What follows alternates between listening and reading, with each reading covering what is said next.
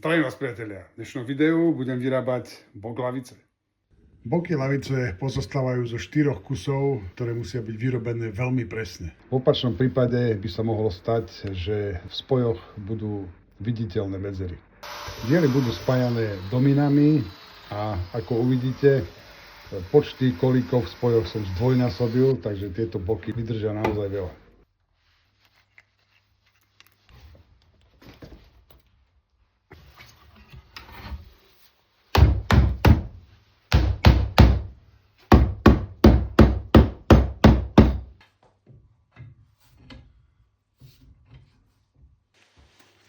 Niektorí výrobcovia čistia spoje až po zaschnutí lepidla, ja to najradšej robím hneď po zlepení.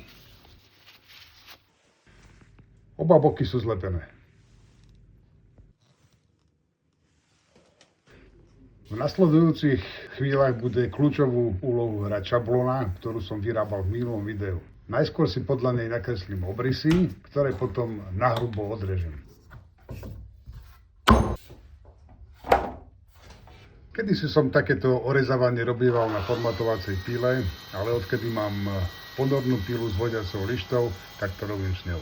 Je to presnejšia a príjemnejšia práca. A tam, kde ponorná píla nedosiahne, použijem pásovú pílu.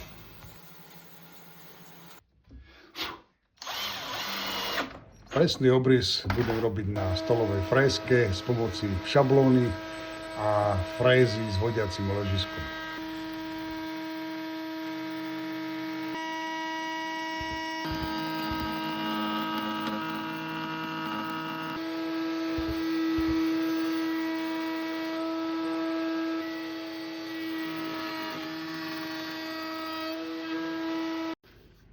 Frezovanie prebehlo bez problémov, bez nejakých vytrhnutých kusov.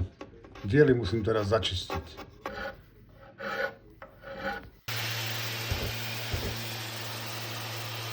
Po vybrúsení skrátim nohy bokov na konečný rozmer. A hotovo.